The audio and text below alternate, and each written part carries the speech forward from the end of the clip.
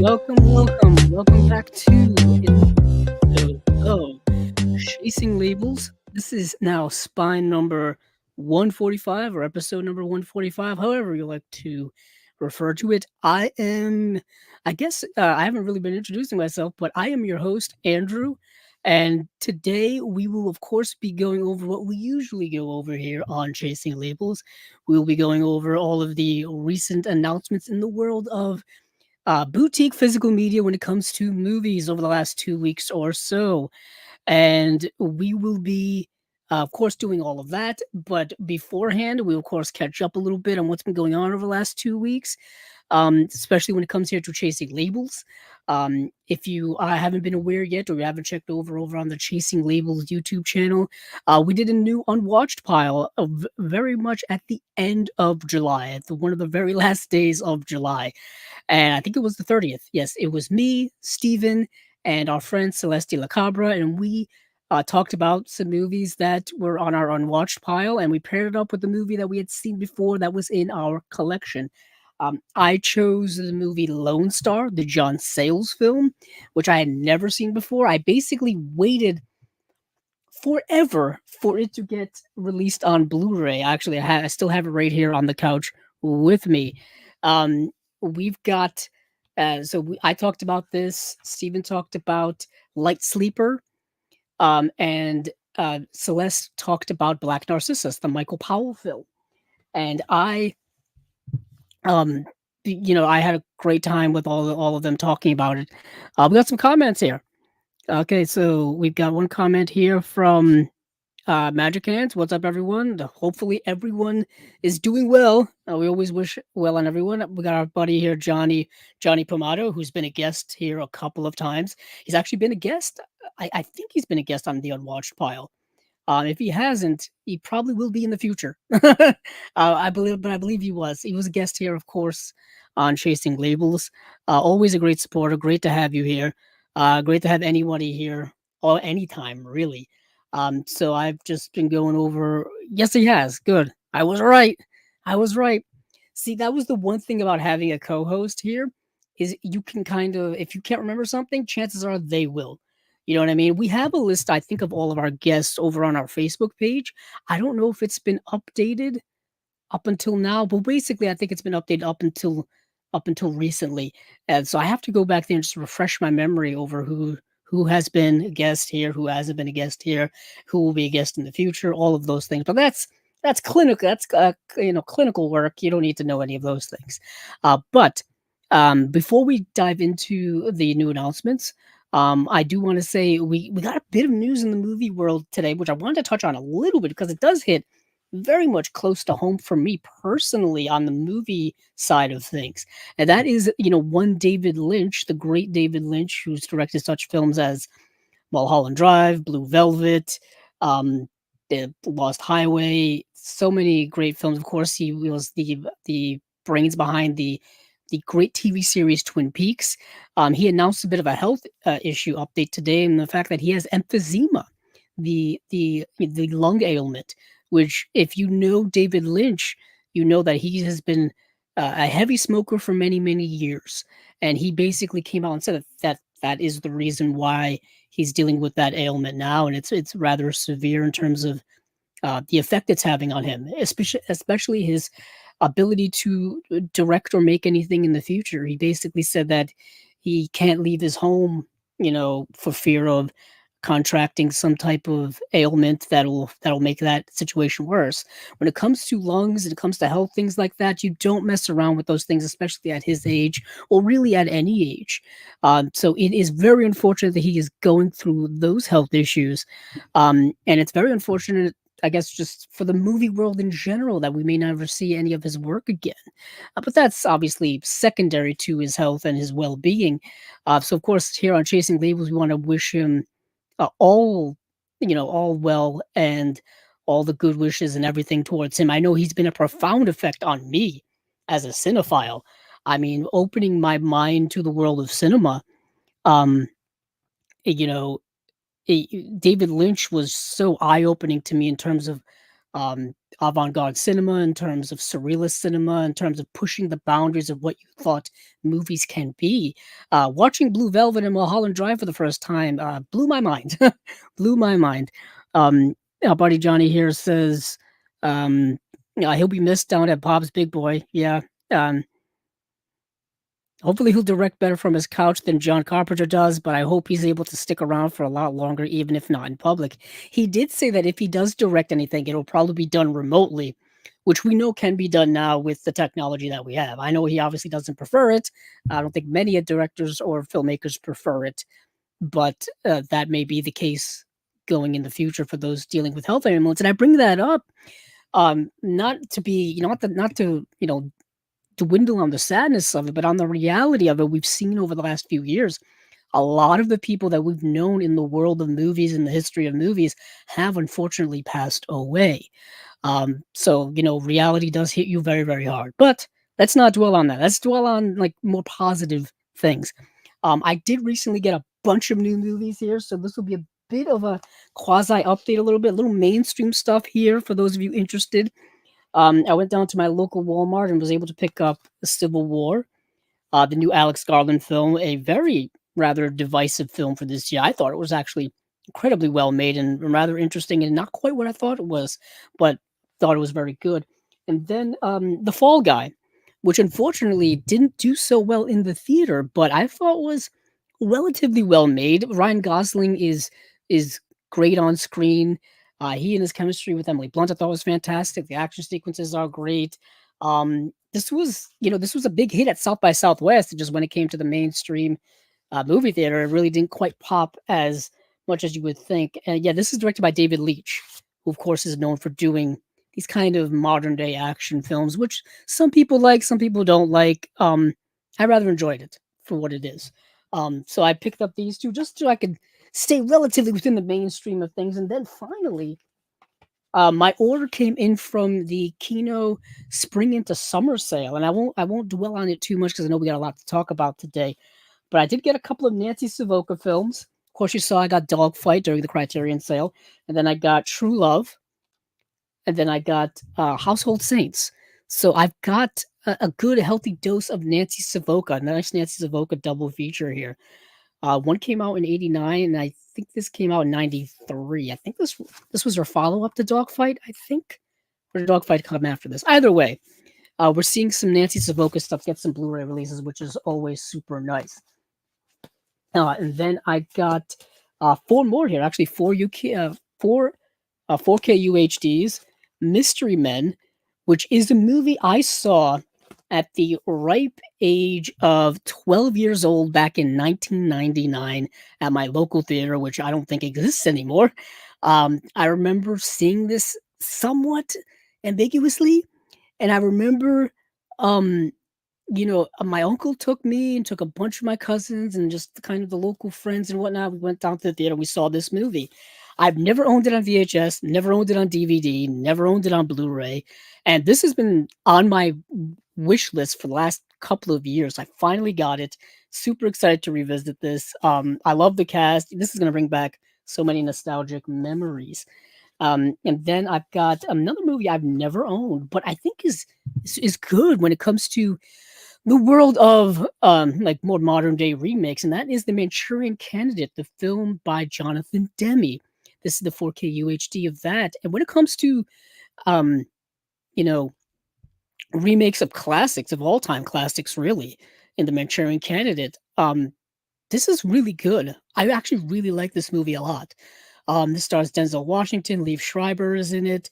Um, yeah, from the late great Jonathan Demme.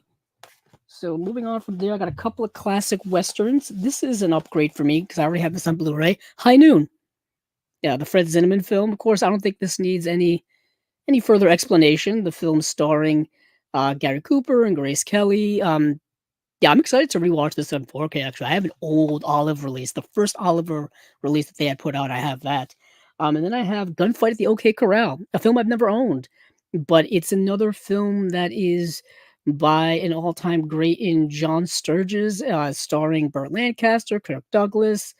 Yeah, it's a classic for a reason, basically. So I got picked those up, slowly catching up on certain things here that I've been wanting to get for the last little while. Some Kino stuff, and then I got some things from the Vinegar Syndrome subscriber week. That was I believe, the first week of July. I've got Burning Paradise, the Ringo Lam film.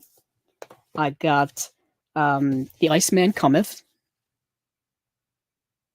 and then I got Wolfpack, the VSA release. I don't get this is actually the first VSA release I've ever gotten from Vinegar Syndrome. We're going to be talking about Vinegar Syndrome later on, because they, of course, had their announcement on the 1st of August. A lot to go over there. So this is my first VSA release, and I am very, very happy. It's a thick packaging here. Um, so moving on from there, I got one more release here, and that is the movie Ape. This is from one of their partner labels. This is from, I think, Factory 25. Factory 25 put this out. I just want to give this a quick rundown here. Yeah, their subscriber week, they had like daily deals that you could pick up on the day, and some of those prices were way too good to pass up. So I snagged those. Um, so let's move on now to what we've got cooking when it comes to announcements.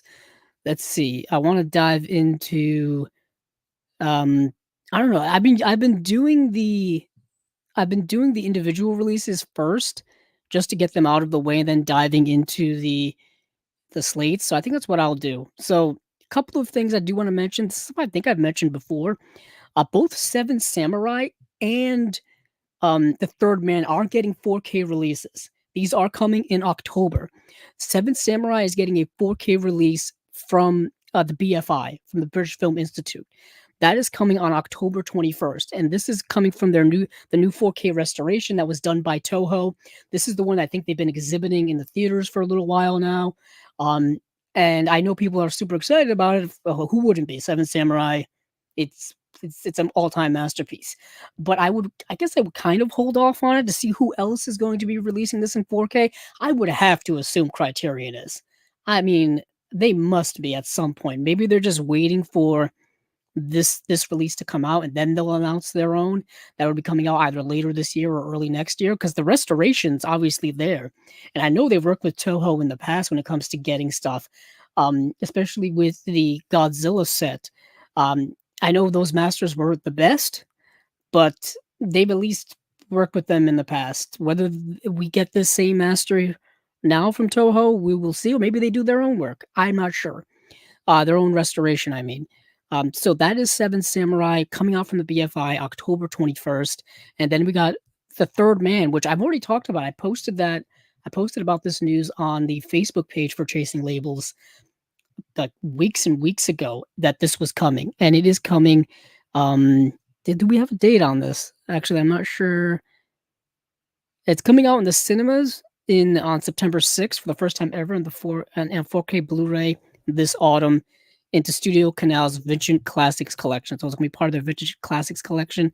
And this is going to be, yeah, it says a 4K Blu-ray. 4K Blu-ray, the 75th anniversary edition. So yeah, so it's coming to the theaters this September, and I assume the Blu-ray will come out, within the next couple of months, I hope. But yeah, this is an all-time favorite of mine, directed by Carol Reed, starring Joseph Cotton and Orson Welles. Orson Welles is the third man. Yeah, written by Graham Greene. This is an all-time classic film noir, classic film. Um, I'm still hoping out hope like a fool that Criterion will reacquire the rights to this and put out their own 4K. Once Upon a Midnight Dreary, I held the Blu-ray in my hand at Barnes and Noble, and this was circa 2010, 2011, when I didn't know anything about what I was actually holding in my hand, and I never bought it. And of course, it's since been out of print for years, going for uber amounts of money on eBay, which I wouldn't recommend anybody paying. I have a Studio Canal Lionsgate Blu-ray that they put out here many years ago. So I'm holding out hope that we either get the Criterion release. If not, I'll get the Studio Canal release at some point. But yeah, that's The Third Man coming out sometime in the future. 75th anniversary 4K Blu-ray from Studio Canal.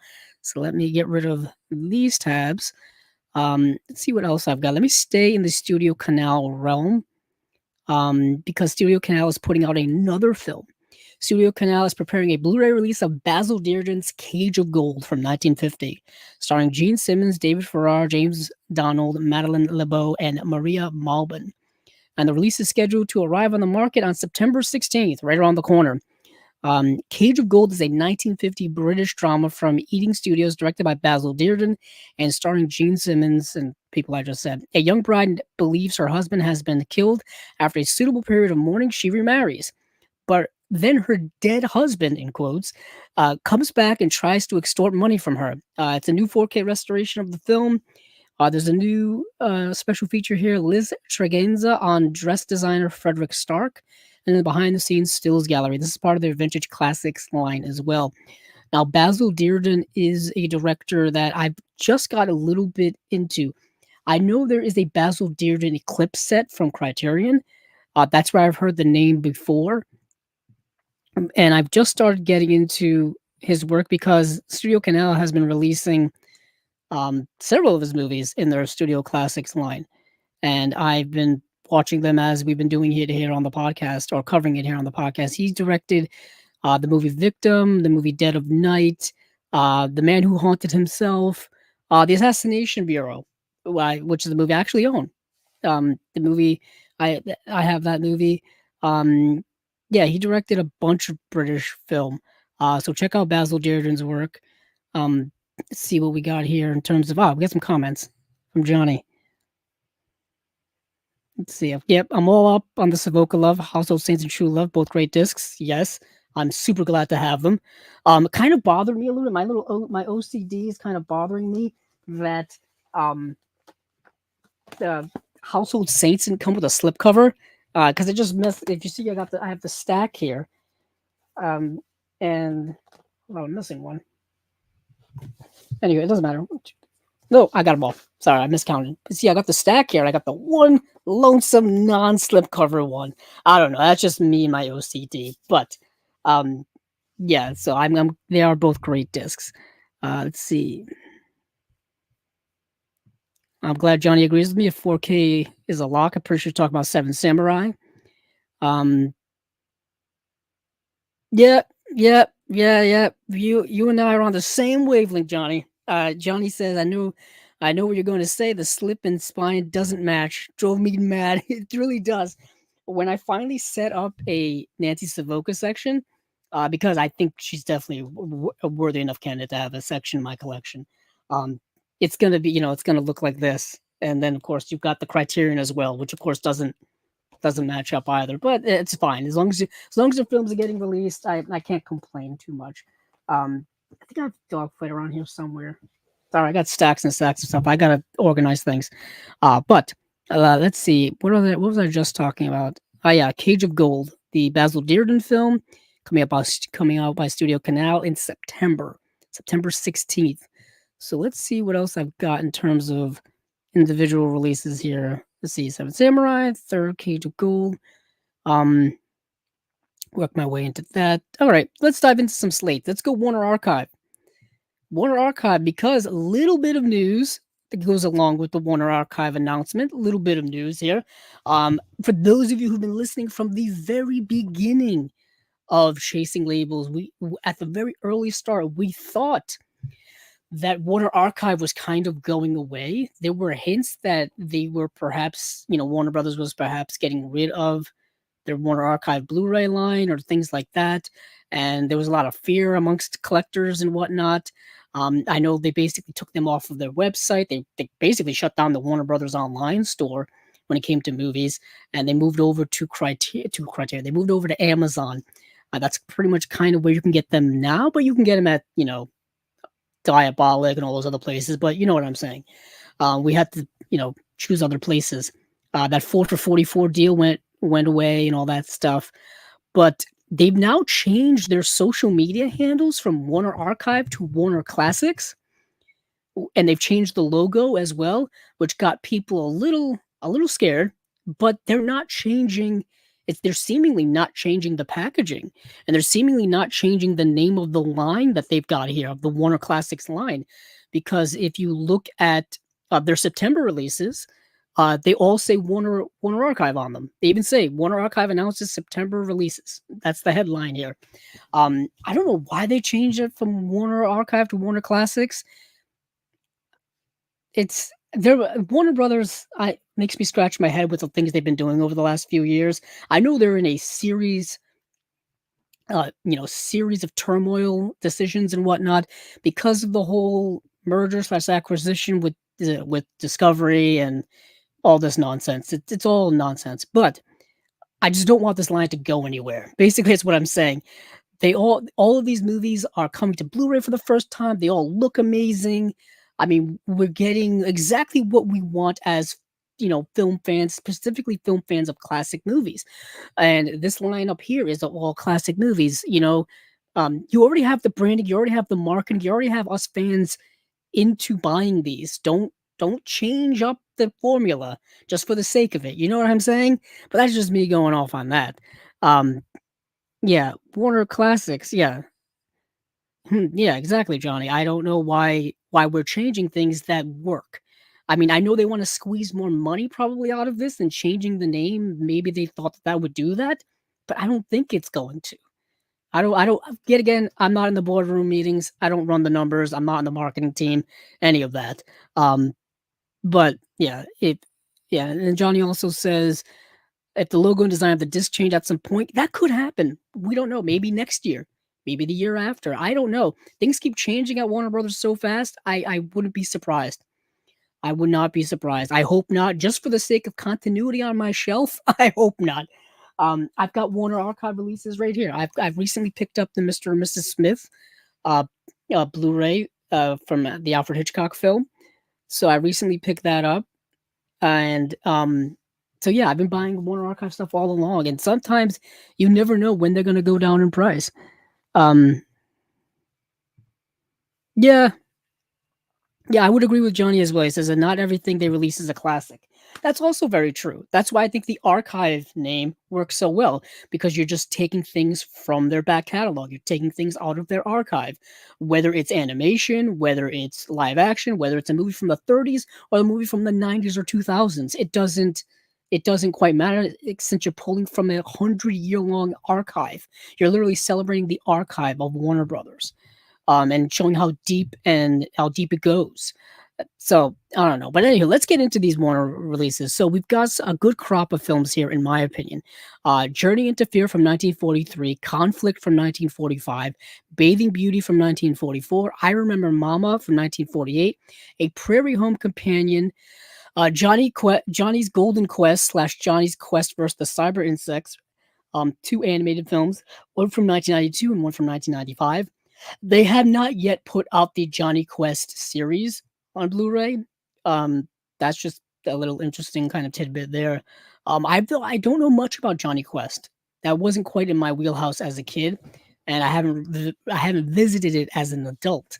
In comparison to the other kind of Warner Brothers catalog animation titles, I also do want to mention they are coming out with another Looney Tunes volume, their Choice Collection, I believe that's called. I have the first two volumes. I've got to get volume 3.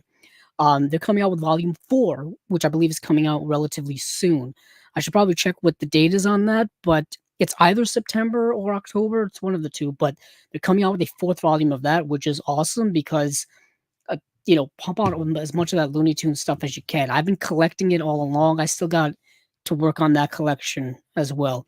But just diving into some of these films here, Journey into Fear was a nice surprise for me. This is a movie I think I watched either on Filmstruck or I watched on YouTube. I don't remember, but it is a movie that may or may not have been directed by Orson Welles, or he may have directed some scenes of it. He may have done some late work in it or some post work in it. There's a lot of question marks when it comes to that. Anywho, he has an uncredited credit for the movie, and the movie stars Joseph Cotton, who is an American gunnery engineer pursued by the Gestapo agents. His adventures take him cross paths with an impressive array of characters portrayed by Dolores Del Rio, Ruth Warwick, Agnes Moorehead, Everett Sloan, Hans Conried, and Orson Welles himself is in the movie, so I got to get it, who plays Colonel Hackey. head of the Turkish secret police. Of course he does. Of course he does.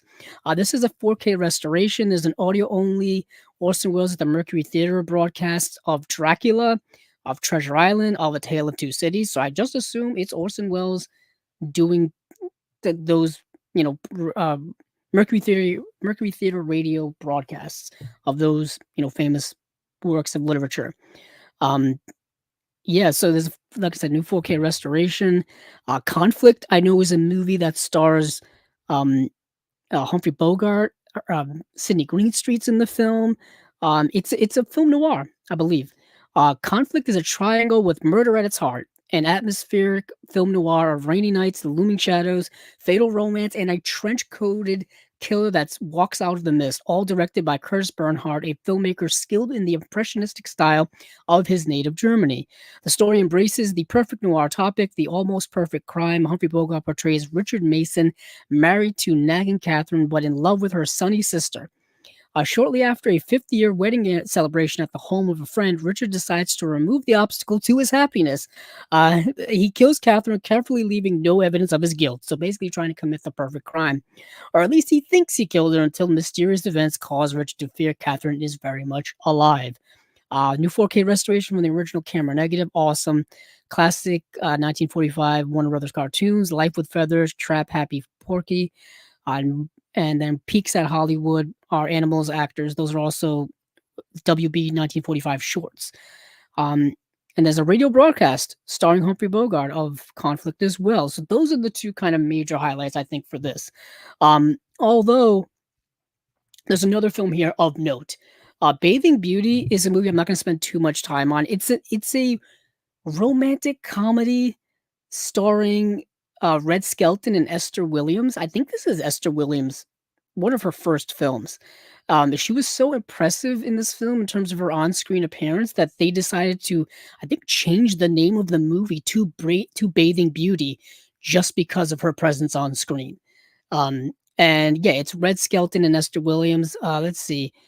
Red Skelton enrolls in a women's college and graduates summa cum laude in comedy. Red's in rare form and Esther's in form-fitting swimsuits in this delightfully musical farce.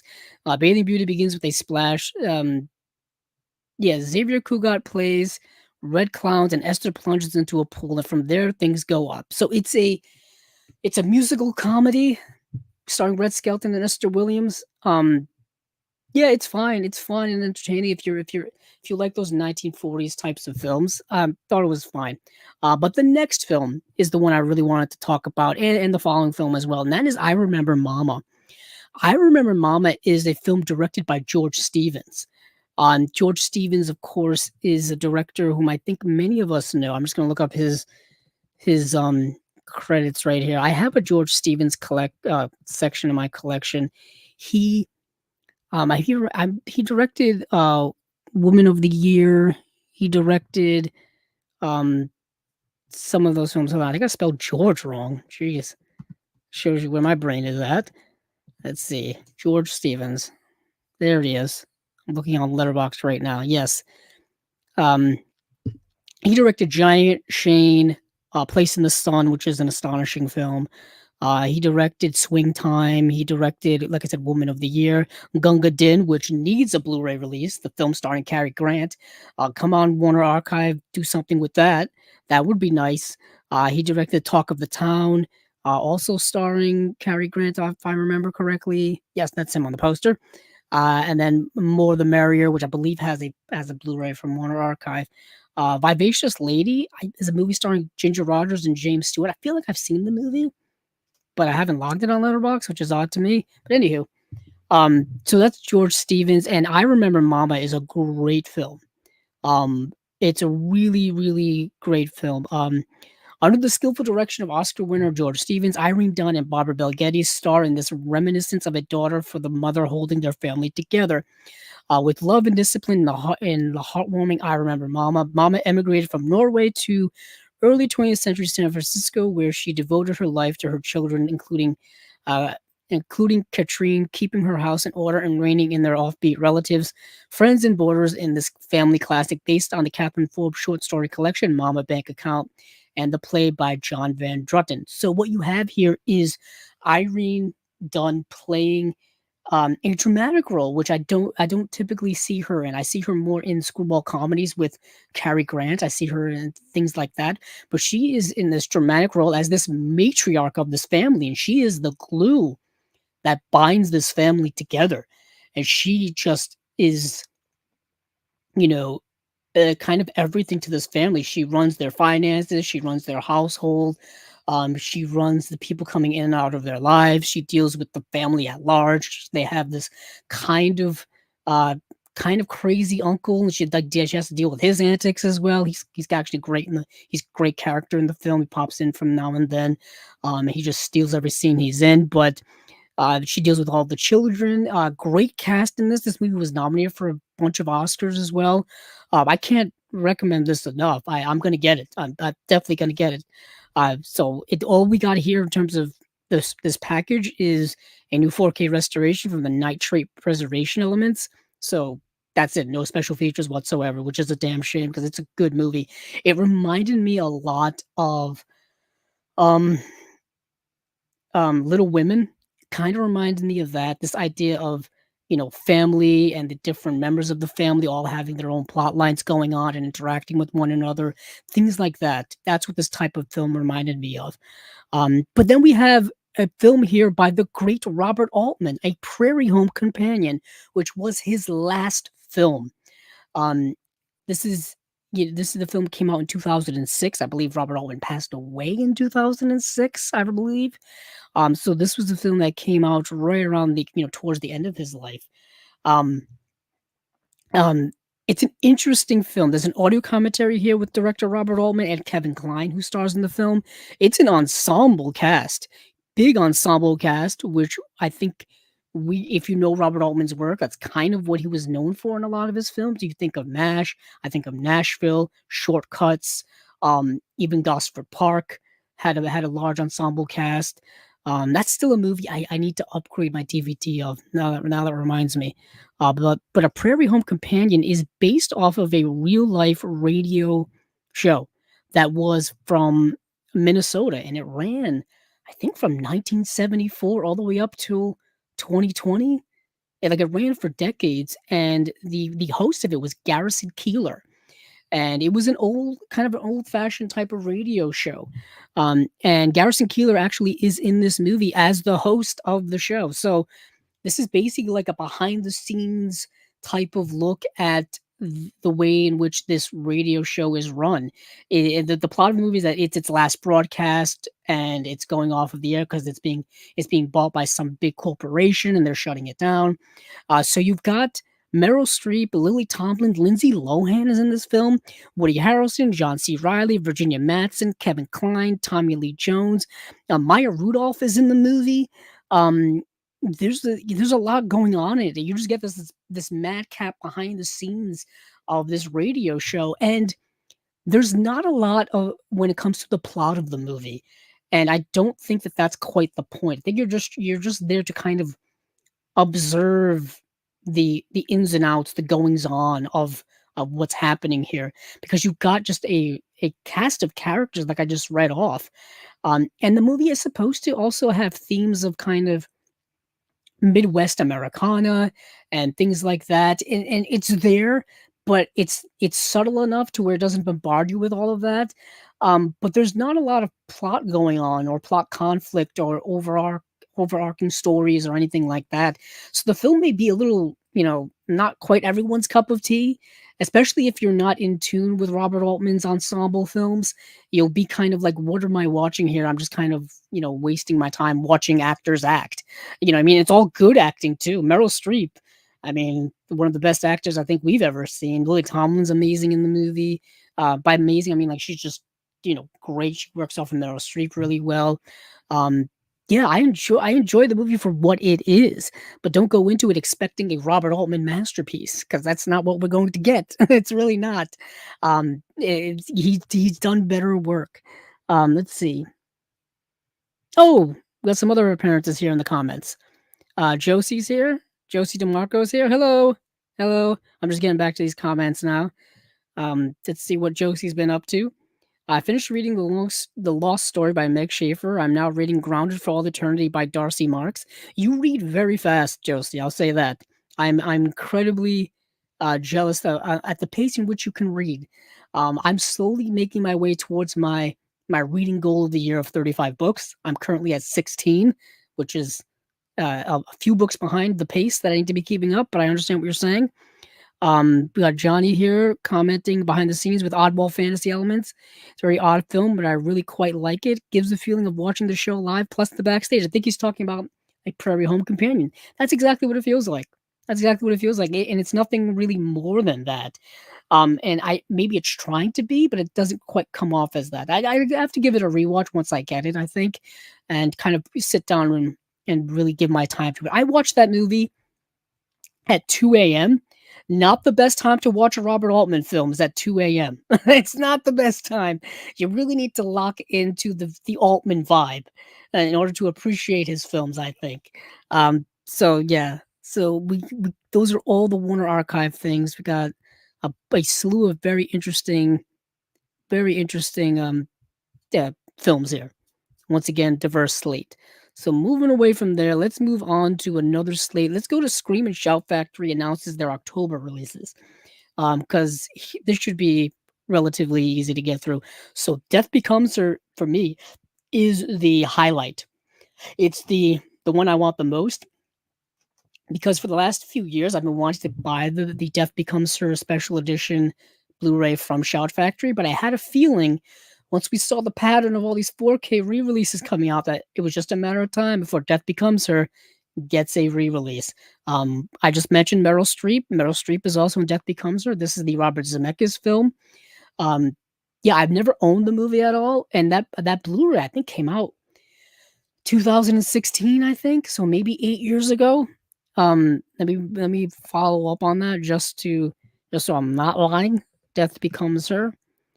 Um, yeah, 2016, and I remember when it came out, and I wanted to get it back then, and I never did.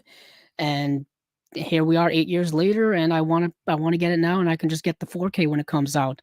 That is coming out October 22nd, and these are all coming out in October. Let's see. So that's Death Becomes Her, the Robert Zemeckis film.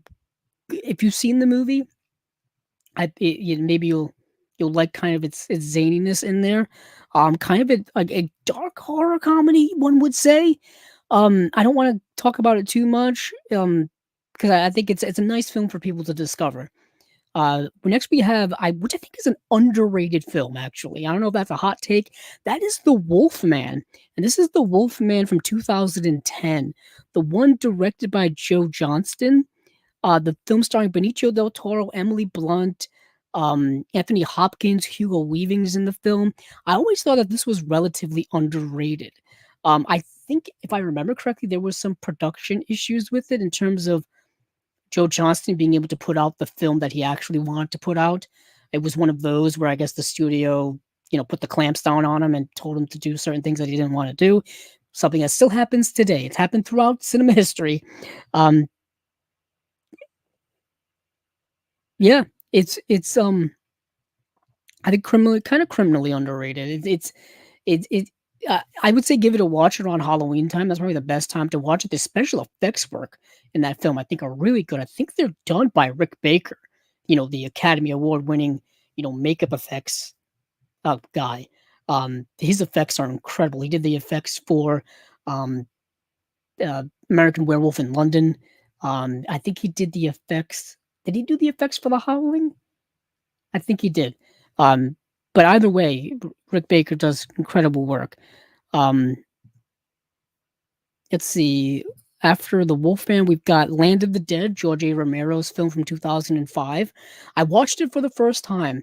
What's interesting is that I actually owned that movie on DVD for a while. I think it came on a double feature with Zack Snyder's Dawn of the Dead on DVD.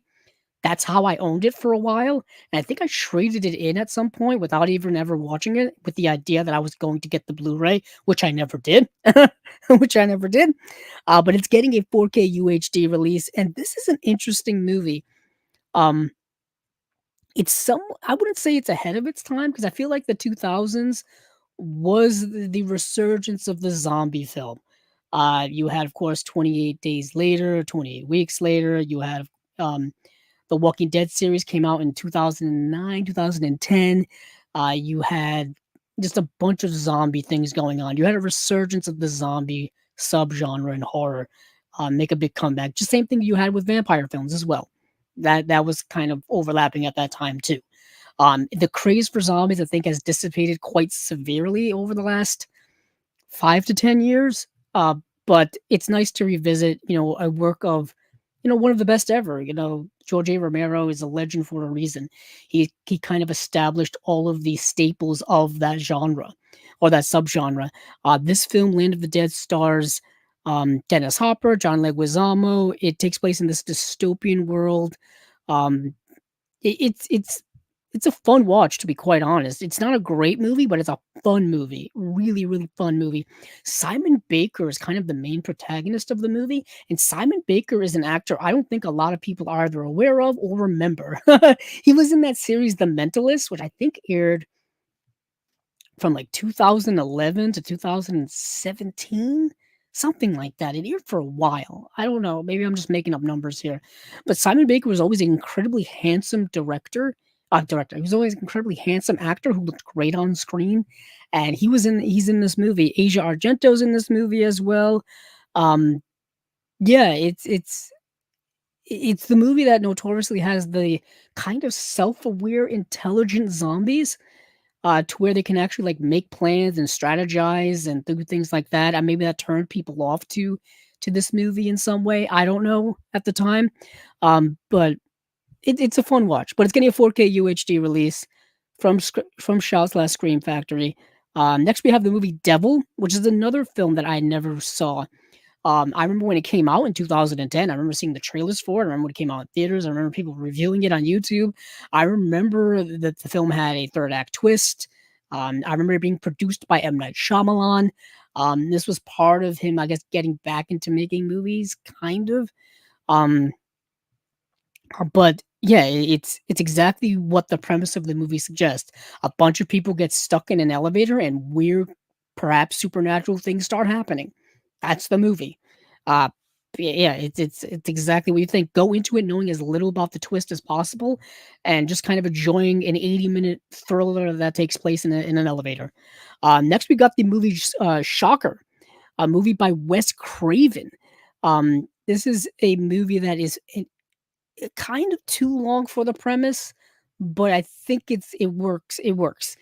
So Shocker is a movie about it's kind of a movie it's kind of two movies in one, unfortunately, and both fortunately. After being sent to the electric chair, a serial killer uses electricity to come back from the dead and carry out his vengeance on the football player who turned him into the police. That is part of the movie, and the movie stars Michael Murphy. Peter Berg is the young athlete who this killer is after. But what this premise doesn't tell you is that he also has some type of ESP powers, Peter Berg, and he can see what the killer is going to do before he does it, or he's going to see it happen at the same time, or whatever. There's a connection there for some subplot reason. That's kind of a big part of the movie. It's fine. It's not one of Wes Craven's better films, but it's an entertaining film to say the least. Came out in 1989. It's coming out October 29th. I want to see what we have for special features. It's probably going to be the same as that were on the Blu-ray release of this that came out several years ago. This was an early Scream Factory release. I want to say 2014. It was one that they had come out with early on. Let me see if I can find it here. Oh, 2015. I was close. I was close. So that's Shocker. What else do we have here? As Above, So Below, that coincidental Parisian um horror film. The Paris Olympics are going on right now, so that's an interesting kind of thing. Well, they're also putting out a 4K UHD of Drag Me to Hell, the Sam Raimi film. I have that on the Scream Factory Blu-ray that they put out a few years ago. I bought that at Best Buy of all places. So that's coming out in 4K. That's something I may think of upgrading to at some point. The Blu-ray looks fantastic. It's got great special features. It's Sam Raimi. It's Sam Raimi going back to horror after he had done all of the Spider-Man films. So it's him going back to his roots. Really great body horror, um, cool stuff in that movie going on in there. I won't, you know, spoil it for anyone. So let's see what we got here. Yep, let's see what we got here in terms of our next slate. Let's quickly go over Umbrella. So we've got the Umbrella releases, and there are some familiar films here. Eyes Without a Face is getting a 4K UHD from Umbrella. Once again, I would perhaps hold off on that because you never know if Criterion's going to do that themselves.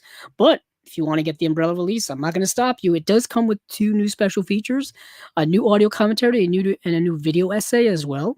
So if you want, it's a little extra there. Um, there's a collector's edition with some extra swag, like lobby cards and posters and things like that, and a rich slipcase. If you want that, go for that. Timecrimes. Timecrimes is a movie that I had never heard of until I watched it. This movie came out in 2007, and we're dealing with, you guessed it, time travel in a movie called Timecrimes. So, a man on the run from a relentless killer stumbles into a mysterious lab, accidentally triggers a time machine, and sends himself back in hours. Suddenly, he finds himself entangled in a nightmarish loop where reality blurs and terror reigns.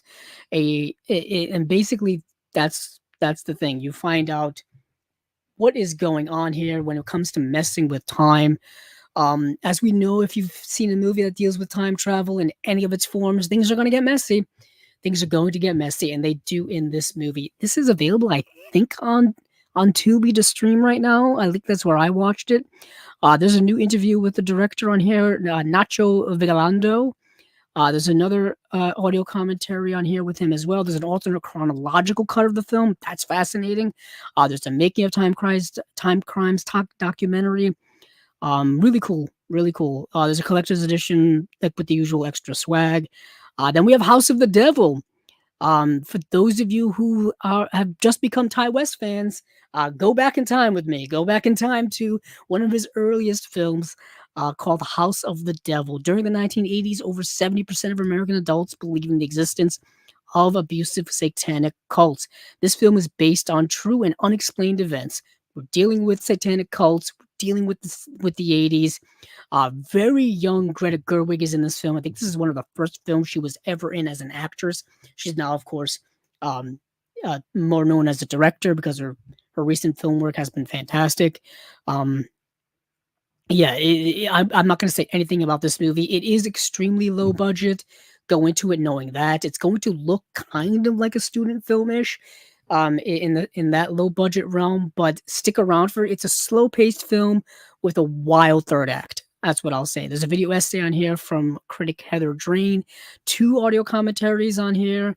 And then, of course, you got a collector's edition with extra stuff, 48-page book. That's kind of cool. Art cards and such, reversible poster, cool stuff. And then we got another box set, Ozploitation Rarities Volume 2. So if you've liked the first box set, if you have the first box set, you may want this box set. We've got a few films in here. We've got Desolation Angels, Coda, and The 13th Floor. So you got 3 movies in here. I unfortunately did not get to see any of these.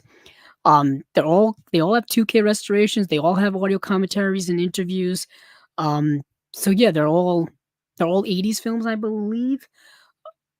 So if you like Ozploitation, if you're familiar with the stuff that they've been putting out, Umbrella has been putting out with Ozploitation, this box set may be for you. Moving on from there, there's another box set that I did get to dive into a little bit, and that is Full Moon Fright Box Volume 1. So Umbrella is putting out a box set from Full Moon Pictures. I believe it's Full Moon Pictures. As I'm skimming over the paragraph here. Yeah, Full Moon Entertainment, sorry. So these are like straight to video, like sci-fi horror type of movies done in the early 90s, late 80s. Think of the Arrow Video, what was it, Empire? I almost said Empire of Dreams, but that is not it. I actually have the box set over there. I'm looking right at it across from me. But think of those movies. Um, Yeah, but it's not Empire of Dreams. Hold on. Hold on. I'm actually going to get up and get the box because this is going to drive me bananas. Give me one moment. For those of you listening on audio, give me one moment.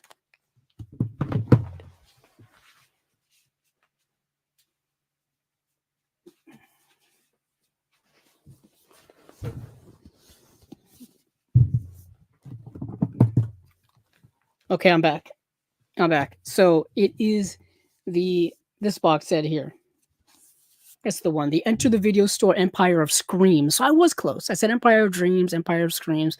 But think of the movies that were in this box set. Think of The Dungeon Master. Think of Dolls, Cellar Dweller, Arena, and Robot Jocks.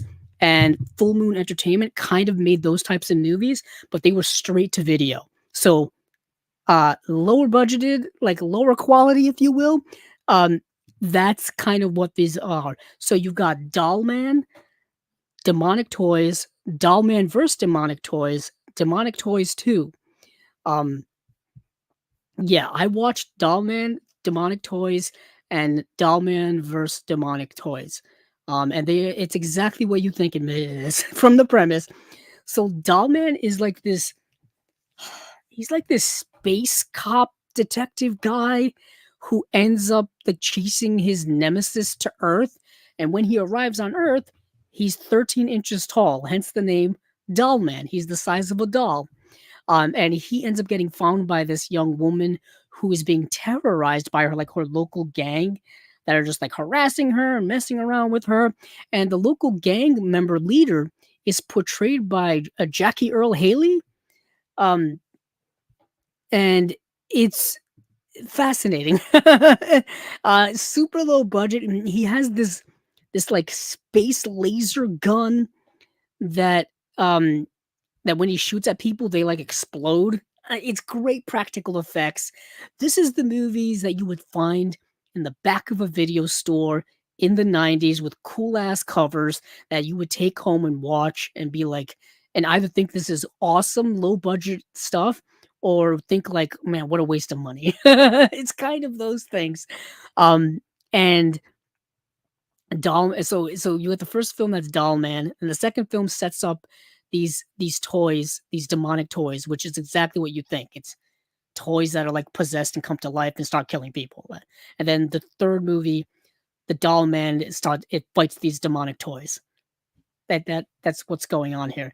There's some carryover between um this movie and some other movies that were put out by Full Moon Entertainment, but you don't really need it to know with continuity or anything like that. It's not type of that cinematic world, if you know what I'm saying.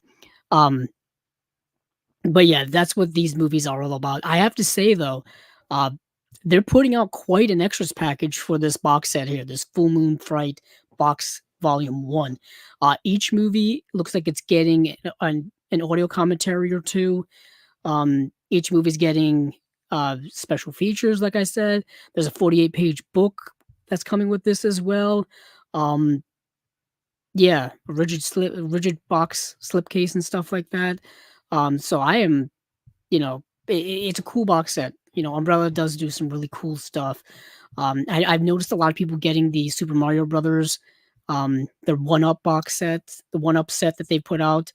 Looks really, really cool and stuff. I'm definitely jealous of people who've gotten that over the last little while. But yeah, that's Umbrella. Let's move on from Umbrella. Let's see what else I've got here. Um, there's a couple of one-offs that I want to get into.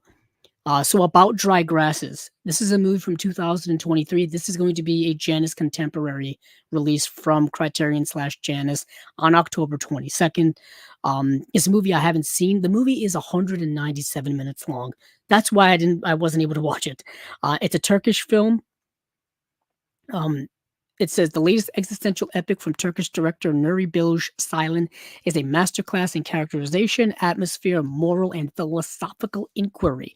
When he comes under scrutiny for misconduct, cynical middle school instructor Semet fears that his punishment will trap him in the snowy, isolated Anatolian village he has grown to despise. The only ray of hope is his relationship with Nure, a fellow teacher who openly challenges Samet's bitter narcissism, yet Samet's friendship with his colleague and roommate, Keenan, who has also feelings for Noir, hangs in the balance, using hypnotic long takes and other bold formal techniques to convey the murky motives of his Dostoevskian protagonist. About Dry Grasses proves Silent to be one of the cinema's most incisive investigators of the human condition. Sounds like a very heavy philosophical movie that is surreal and beautiful, and you need to spend over 3 hours with it. That's what it sounds like to me. There is a trailer here for it as well. I believe it was showed at Cannes, I want to say. But yeah, that's About Dry Grasses, coming out October 22nd. The next Janus Contemporaries release. Next is Made in England, the films of Powell and Pressburger. This is a documentary from 2024. Michael Powell and Emmerich Pressburger, a director duo unlike any other, really. They of course directed such films as Black Narcissus, as The Red Shoes, just some of the greatest films you'll ever see. Some of the greatest films you'll ever see, and I don't say that lightly. So this is a documentary on the Archers, their production company, and all that kind of stuff. I really want to watch this documentary a lot. Like, I want to see it now. So yeah, there's no special features when it comes to this release. This is put out by Cohen Media Group, and this is coming out October 1st. So October 1st cannot get here fast enough. Although I'm pretty sure it's available now to stream. I would check up on that if I were you guys. But moving on from there, I do want to talk about. Let's see what else I got here. There was another Michael Powell and Emma Pressburger connection. Yes, there is. Hold on for a moment. Sorry, my eyes are running a little dry looking at the screen. So there is a Michael Powell early works set coming out from the BFI. Let me look that up quickly. I forgot to get the tab up beforehand. Michael Powell.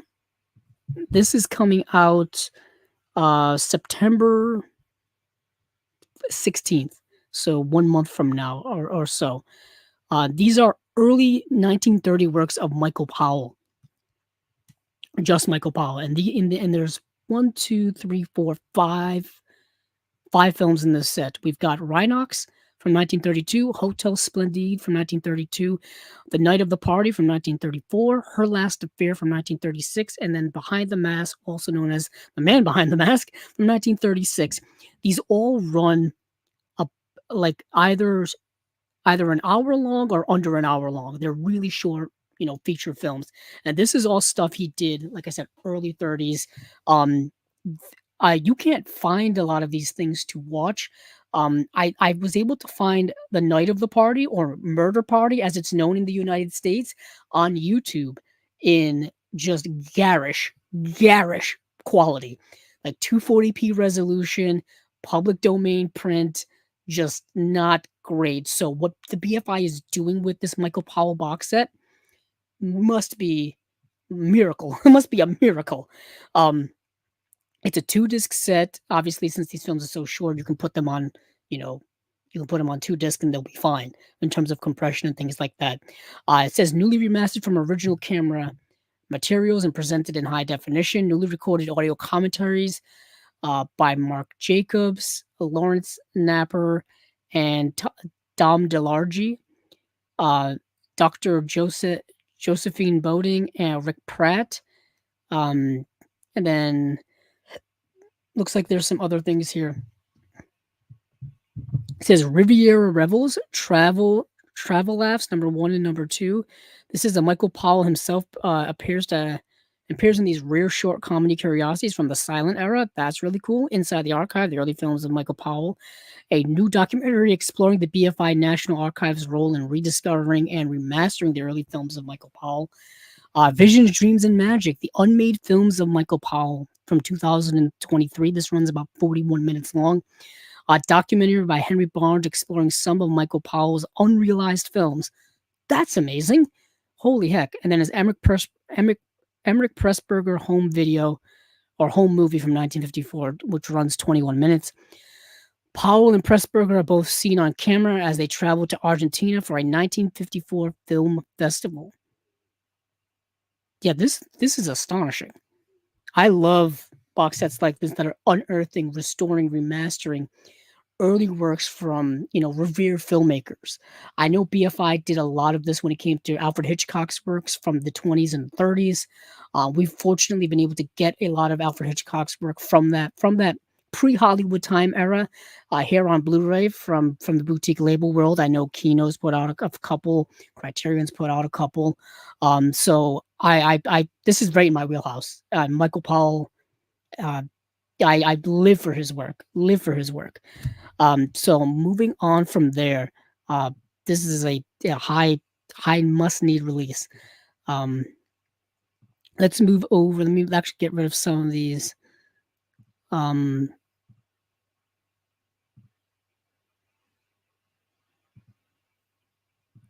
see, there's no like. I'm just getting rid of some tabs here, just so I can keep things in order. Um, let's move over to Kino. Yeah, let's do Kino while we're here. So Kino's got some stuff. Kino's coming out with another Dark Side of Cinema box set number 21. This has the movie Cloak and Dagger from 1946, Shack Out on 101, 1955, Shortcut to Hell from 1957. Um, Obviously, these are all film noir films. I believe these are all from Paramount Pictures. These are all, looks like uh, remasters or masters from Paramount Pictures themselves, from 4K scans. Um, see what else we've got here. New audio commentary on each film for Cloak and Dagger, Shack Out on 101, and Shortcut to Hell. I do want to say Shortcut to Hell is directed by James Cagney. Yes. And it's the only film and only thing he ever directed was Shortcut to Hell. Apparently, I think he made the movie for a friend. And it's okay. It's not great. It's a movie that's based on a novel by Graham Greene. Of course, wrote Third Man. Hardboiled hitman Kyle Niles is hired to commit two murders only to be double crossed by his employer Barwell. On the lam and seeking revenge, Kyle kidnaps singer Gloria Hamilton, the girlfriend of the police detective in charge of his pursuit. Uh, it says Glory tries to convince him to surrender before it's too late, but Kyle's humanity is buried deep and his thirst for vengeance is unquenchable. Nice. Nice. I love that description. Shack Out on 101.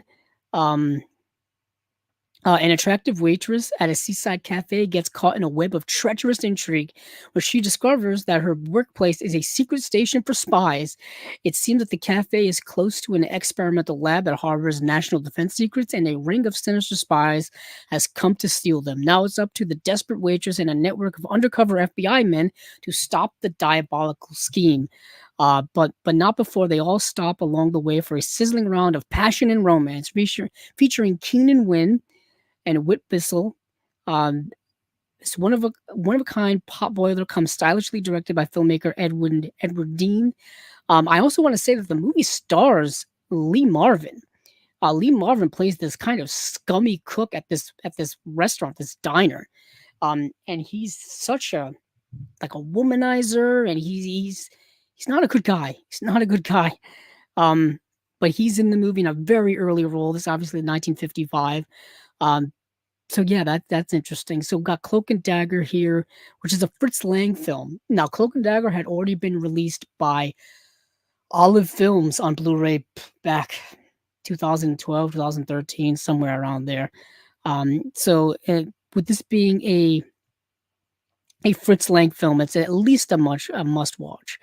The great Gary Cooper is an American nuclear physicist recruited by the Office of Strategic Services and parachuted into war-torn Europe to obtain military secrets. But the deeper he probes, the deadlier his mission becomes, especially when his involvement with a mysterious resistance fighter catapults him into an intense maelstrom of danger, betrayal, romance, and murder.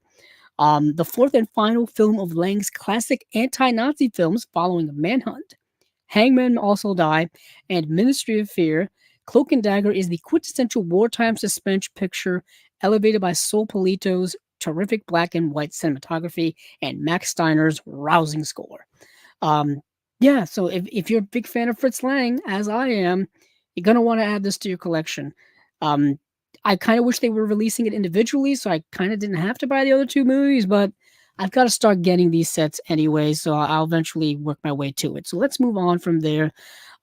They are releasing their own release of Burn Witch Burn, or Night of the Eagle, as it's known. We talked about this movie a while ago. They announced it a while ago. It's finally coming on September 17th. Uh, the Film Noir box set's coming on September 17th. I talked about Burn Witch Burn before. Um, this is a brand new master from Studio Canal. It's got a new audio commentary by Tim Lucas. It's got an older audio commentary by Richard Matheson. Yeah, it's a movie worth a watch.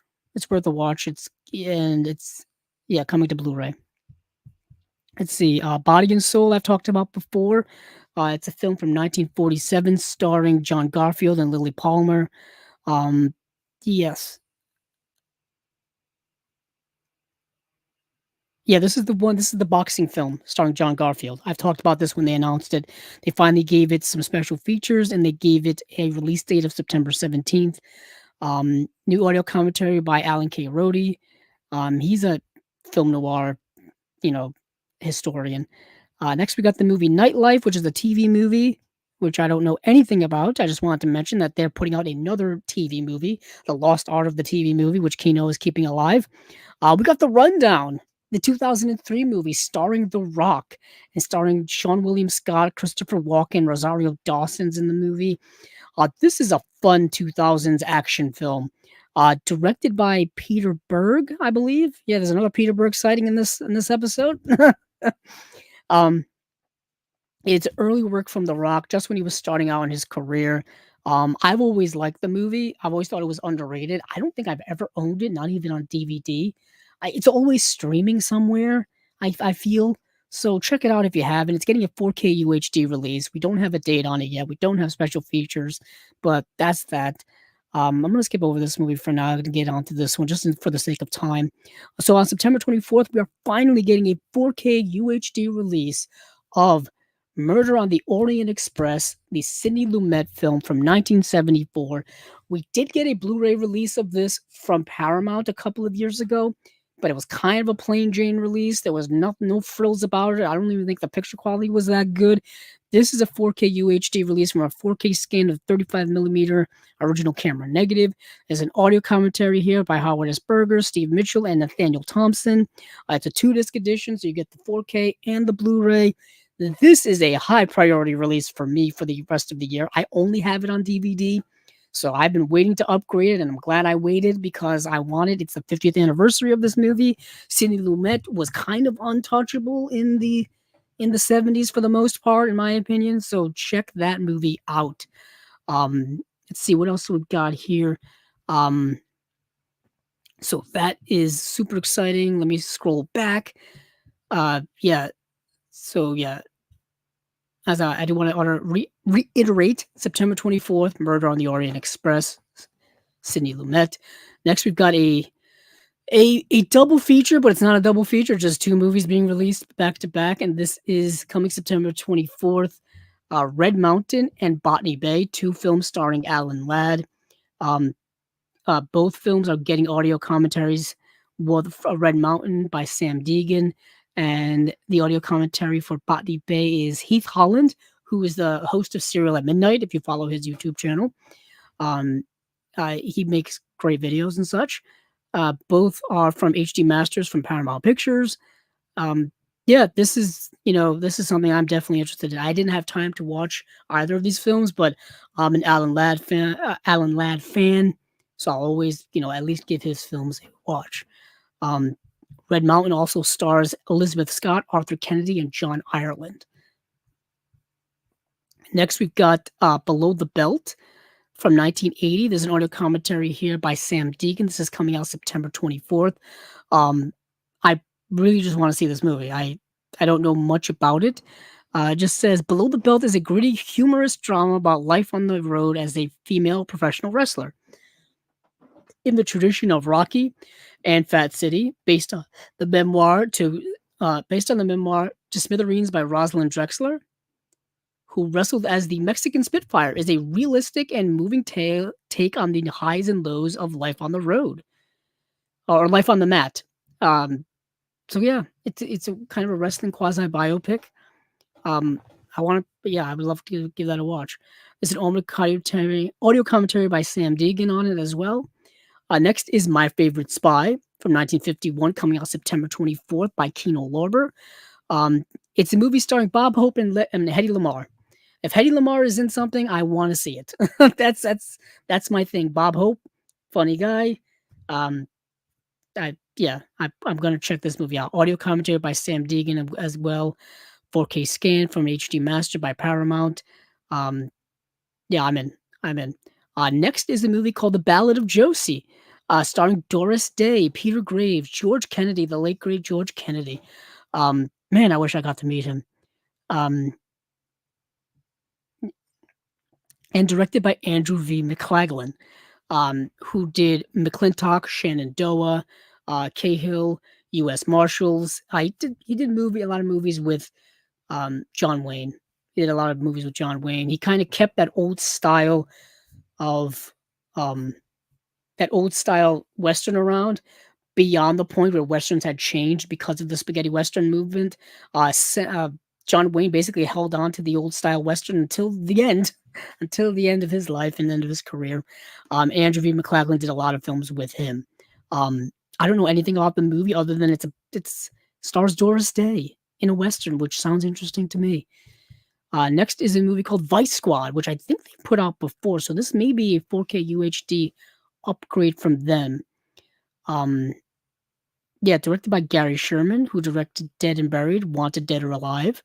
It's a movie about a cop dealing with Vice Squad, dealing with, I think, having to go undercover in the Vice Squad, stuff like that. It's a gritty 1980s cop drama, so I'll definitely give it a watch.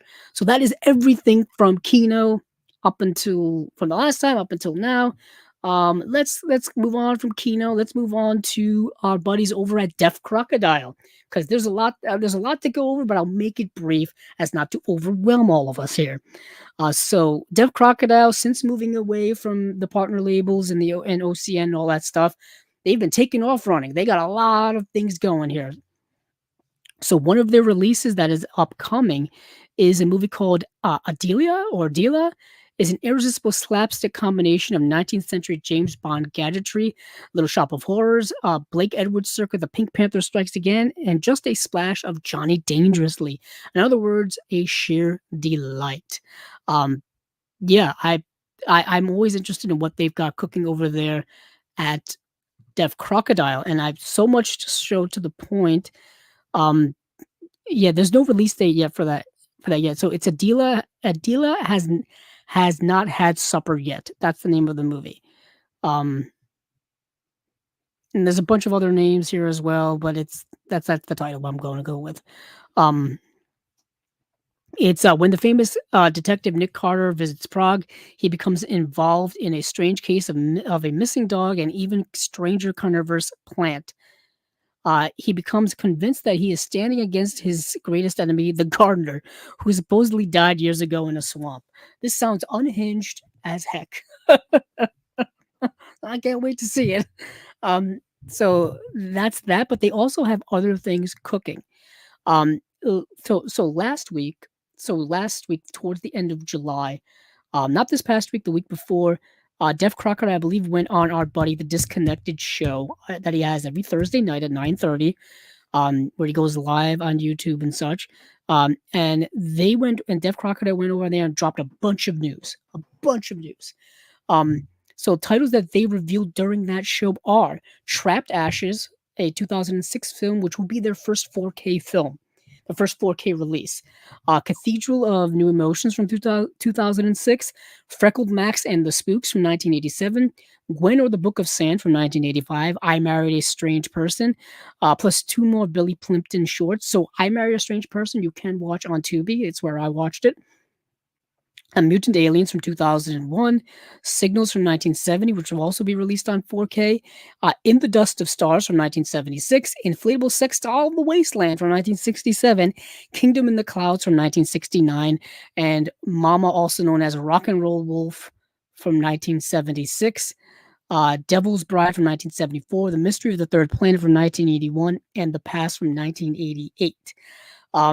So those will all be released by Def Crocodile at some point. Um, a lot of stuff to look forward to from their line in the future. I've never been, um, we've been covering Deaf Crocodile here for a little while. I'm actually looking for the one Deaf Crocodile release that I actually do have, and it's around here somewhere. But found it.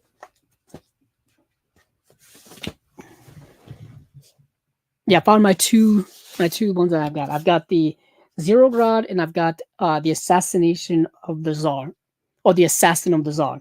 These are the two Deaf Crocodile releases I have. So I am unfortunately way behind on their stuff, but their stuff has always been interesting. The movies that they pick are drudged out of some deep archive of like Eastern European type of films that you just never seen or even heard of. That's how deep their catalog goes. So they're spreading their wings and they're putting out a lot of great stuff now. They're working with Diabolic when it comes to putting out all of these releases, I believe. So go to the Diabolic DVD website and check out what they've got cooking over there. Um, yeah, so that's Deaf Crocodile.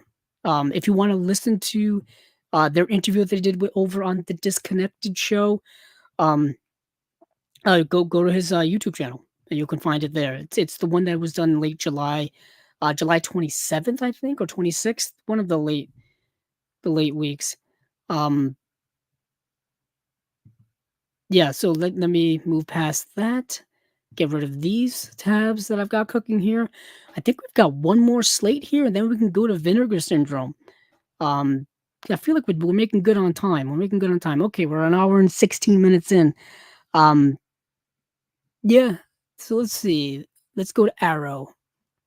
So Arrow put out an interesting slate. They've put out um, a slate of some upgrades and re-releases, and we will get into that. So Trick or Treat, the film that I think everyone watches during the Halloween season, I know I do, is getting a 4K UHD upgrade. The Michael Dougherty film, the film that is anthological but also connecting. It's a great film. I've been hoping we were going to get a sequel for years. I heard that was in the works, but it kind of never really came to fruition, um, which is a shame. Let's see, let me put these back over there. Um, it's a shame because I always wanted one. It's it's got that little character in it, Sam, I think his name is. The movie stars Brian Cox, Dylan Baker, Leslie Bibb, Anna Paquin's in the film. Um, I've always loved this movie. I've always recommended it to horror fans if they hadn't seen it. I recommended it to people. There was let me check for a moment. There has been a special edition put out by Scream Factory a couple of years ago, back in 2018. They put out their own release of this, and it came loaded with special features. Just absolutely loaded to the gills with special features. I haven't done a side by side comparison when it comes to this new edition that Arrow is putting out. Let me go back and look quickly in terms of what we're getting here. Um, yeah, this looks pretty loaded as well. This looks very loaded. Um, very loaded when it comes to special features. I don't know if it's a one to one ratio here in terms of what we're getting versus the Shout Factory / Scream Factory release, but it's pretty damn stacked. And I think Shout Factory hasn't put out this out in 4K yet. No, they haven't. I just want to make sure about that. So yeah, 4K restoration. Let's see, I have to scroll back up. 4K restoration, all that kind of good stuff. Sorry, I'm losing a little wind right here. So they're also putting out Hellraiser Quartet of Torment, the 4K Blu-ray box set. Hold on. Yeah, they're putting it out in 4K. They're putting it out in Blu-ray. I think it's the same release they've already put out in the 4K. They're just putting it out here in the US and Canada. I'm pretty sure that's what we're getting. Yeah, I'm pretty sure it's the same release. Because I think initially they only had the rights in the UK to put it out, and I guess they acquired the rights to put it out in the US and Canada. So that of course contains the first 4 Hellraiser films. It's Hellraiser, Hellraiser, Hellbound, or no, it's Hellbound, Hellraiser 2, Hellraiser 3, Hell on Earth, and then Hellraiser Bloodline. Um, yeah, loaded with special features, new audio commentary per each film. I'm pretty sure many of you already own this. I know this was a hot seller when it came out. So yeah, there's a Blu-ray, there's a 4K.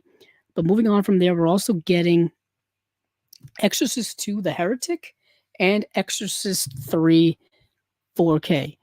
Um, I think yeah. So the Exorcist 2 is only coming out on Blu-ray. Hold on, I probably should have checked this before I did all this. It's never. Yeah, so The Exorcist 2 is only getting a Blu-ray release, and The Exorcist 3 is getting a 4K release. Kind of pretty much the same way it was released here by Scream Factory. Whereas Exorcist 2 got only a Blu-ray release, Exorcist 3 got a 4K and a Blu-ray release. So let's move back because I want to dive into a little bit of these special features. So Exorcist 2, the film directed by John Boorman. I know a lot of Exorcist fans and horror fans alike do not like this movie. They skip right over and go right to Exorcist 3. Everyone recommends you do that because Exorcist 2 people do not like at all. I don't mind the movie. I understand why people don't like it. I know William Friedkin, when he was alive, did not like the movie. I don't know if he actually ever saw the movie or if he just didn't like that someone made a sequel to a movie that he made. He was a unique individual. But this is a 2-disc edition. The first disc has the original premiere version. The second disc has the international version.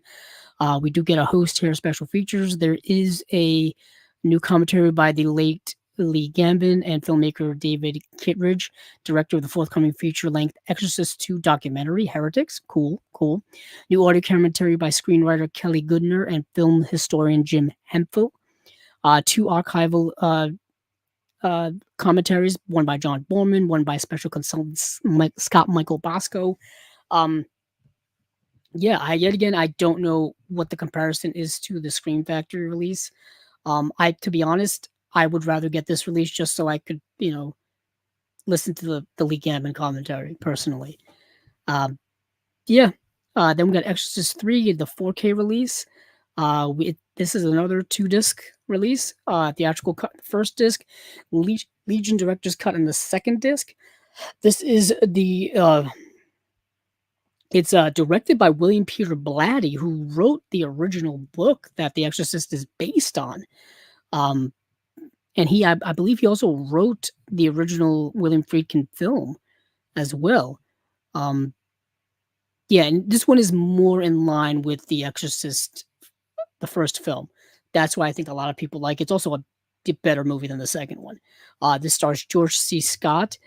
15 years after the events of the first film, Lieutenant Kinderman, George C. Scott, investigates a series of horrific murders that follow the modus operandi of the notorious Gemini killer who died several years earlier in the electric chair after his friend, Father Dyer, is murdered in his hospital bed. Kinderman's investigation leads him to Patient X, a psychopath housed at the same hospital who claims to be the Gemini killer and who knows intimate crime scene details. Their encounter leads to a fiery climactic confrontation between the eternal forces of good and evil. It's a bit, it's people know this. I don't have to explain this to people. The second film is more of a direct sequel to The Exorcist. You're dealing with the Linda Blair's character. I believe she's in like a mental hospital and stuff like that. Richard Burton is in the movie, if I remember correctly. Louise Fletcher's in the film as well. I don't own either of these films, and I gotta get them, so I'm probably gonna buy these 2 releases. That's the end of that. Next, we've got a box set, a Japanese horror box set. And the Japanese horror box set is a 3-disc box set, and the movies contained in are Shikoku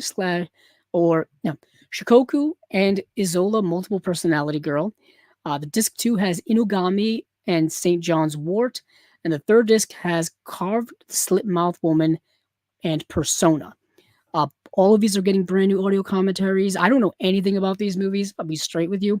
other than they're kind of modern-ish Japanese horror films in the sense that I think they're from the 2000s. So think of in the same era as Ringu, the same era as The Grudge. If you know what I'm saying. So they're in that era of Japanese horror, not quite the old stuff from like the 60s, those ghost story ones that we talked about last time.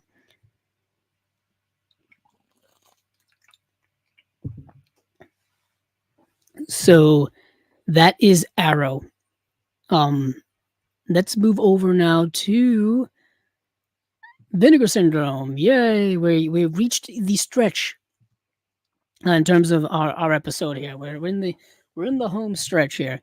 Um, for some reason, I thought I skipped over a bunch of things because we're moving way faster than I thought. I say that, and then I'll end up talking about all kinds of stuff going on and on and on. So no, we're here. I'm looking at my notes. We're here.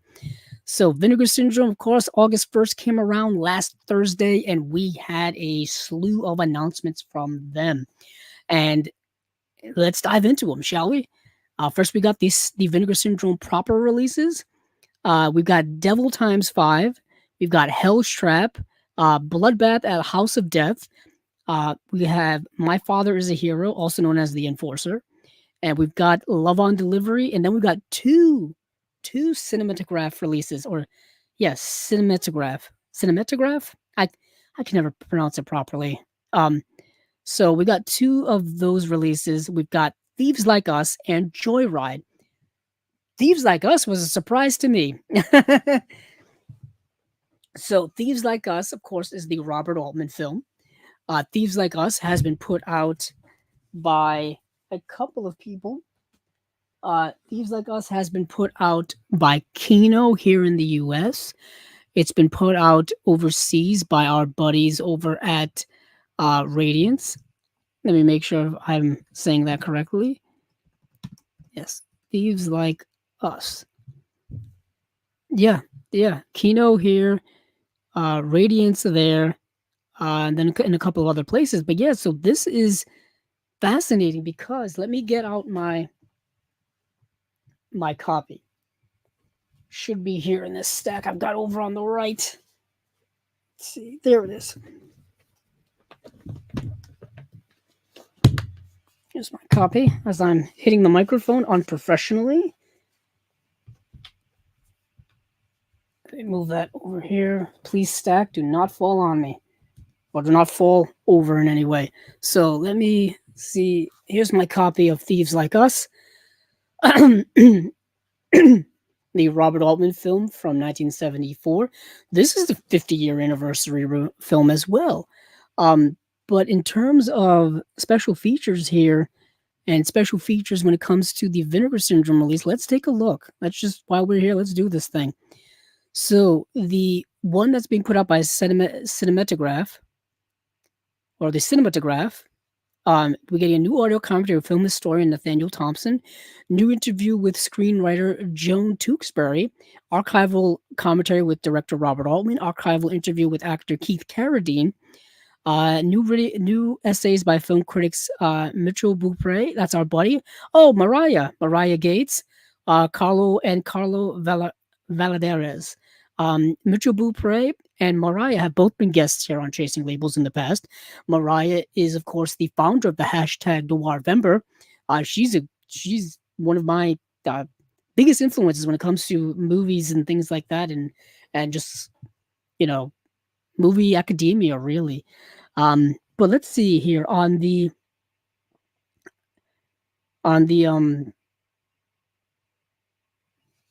release by Radiance. We've got here special features. There's a brand new interview with co-screenwriter Joan Tewksbury. There's an audio commentary by Robert Altman. Let's see. There's a brand new interview with co-screenwriter Joan Tewksbury and star Keith Carradine. Jeff Andrew on Thieves Like Us. The critic discusses the film and its place within Altman's work. Two classic radio plays featured in the film. The Shadow, written by and starring Orson Welles and Speed Gibson of the International Secret Police, starring Ed Gardner. So it looks like you do get. The only thing you get different here is the The audio commentary with film historian Nathaniel Thompson is not here. It's not on this release. Not on this release. You don't get the obviously you don't get the cool packaging that Cinematograph gives, and you don't get the essays that are on here as well. Um, so moving from there, we've got the movie Joyride, which is the other Cinematograph release. This is a movie from 1977 starring Desi Arnaz Jr., Robert Carradine, Melanie Griffith, and Lockhart. Um, this is an interesting kind of road movie from the 70s. I mean, obviously, with the title Joyride kind of gives it away. But so three disaffected youths in California. You got Robert Carradine, Melanie Griffith, and their friend Scott, portrayed by Desi Arnaz Jr. Desi Arnaz Jr. being the son of Lucille Ball and Desi Arnaz, if you couldn't put that together, abruptly quit their jobs and take a ferry headed to Alaska in the pursuit of a new life running a salmon fishing business. Shortly after arriving, they are robbed, spurring a ripple effect of violence and repercussions. Yeah, basically, they quit their jobs, uproot their life, and just drive to Alaska to start this business. But once they get here, just one bad thing starts happening after another. Uh, the local people don't really get along with them, as you can tell here. They can't make money to survive. They can't find a place to live. All the usual life things happen to them. And it's basically just them trying to survive in that regard. The movie is fascinating when it comes to kind of exploring those things and how universal that struggle can be even to this day. That's what I found so interesting about it is its contemporary and how contemporary it is. And people still struggling today to find the essentials to live. Food and shelter, you know what I mean? Food, shelter, safety. Those are kind of the essentials. And how that's kind of a universal thing. When it comes to special features here, we have a new audio commentary with Elaine Silver and Christopher Coppola. Cool. Youthful Intensity, an interview with director and co-writer Joseph Rubin. Can't Miss the Boat, an interview with director of photography Stephen M. Katz, and essays by film critics Chris Shields, Adam Naiman, and Brandon Strusnig. Very interesting. It's got that 70s grit to it as well. If you're familiar with the 70s vibe, I can't wait to see how this looks, to be honest with you. So yeah, that's Joyride. So those are the two Cinematograph releases. I did get a chance to watch uh, Devil Times 5. Devil Times 5 reminds me a lot of Children of the Corn, which is a film I'm not a big fan of. So basically, these 5 children are in a car accident and they're being transported from a local psychiatric hospital, and they end up kind of getting loose and getting into the woods, and they stumble upon these people who are staying at this cabin, and they then let's just say they're kind of sociopathic. Things aren't quite right with them in the head. Let's just say that, and murder and mayhem ensue. That's that movie. Bloodbath at the House of Death, similar type of film. Similar type of film. The only reason I watched Bloodbath at the House of Death is Vincent Price is in the movie. He's only in the movie for probably 10 to 15 minutes, maybe. He's in like 3 scenes. Kind of unfortunate because I wanted to watch it. I knew it was 1984. It was later on in his career where, of course, he couldn't, probably be in an entire film. But it counts towards my letterboxed goal of seeing every Vincent Price film, I guess. And in similar regard to the other film, this is actually a British comedy horror that's also satirical as well. So you've got a lot of things going on here that you weren't quite expecting. So a riotous British send-up of the fad of paranormal investigation and haunted house films. So this movie's kind of becomes a spoof or a satire of Amityville horror towards the end. Yeah, it mixes supernatural thrills and the hearty sense of risque humor, boasting the only feature film performance from famed British comedian Kenny Everett and co-starring the legendary Vincent Price, along with Pamela Stevenson, Gareth Hunt, and John Fortune. Vinegar Syndrome brings this delightfully spooky horror comedy to Blu-ray, newly restored in 4K from its 35mm camera negative. Yeah, It's exactly what all that is. It's exactly what all of that says. You've got audio commentary here. You've got a new restoration. I believe this is no, it's not a 4K release. It's just a regular Blu-ray. Um, but Devil Times 5 is a 4K. Um, I have seen My Father is a Hero, also known as The Enforcer, in the past, but I don't quite remember the movie. I know it stars Jet Li. Let me see if I can look it up on my Letterboxd. Um, can't remember in which context I watched it for.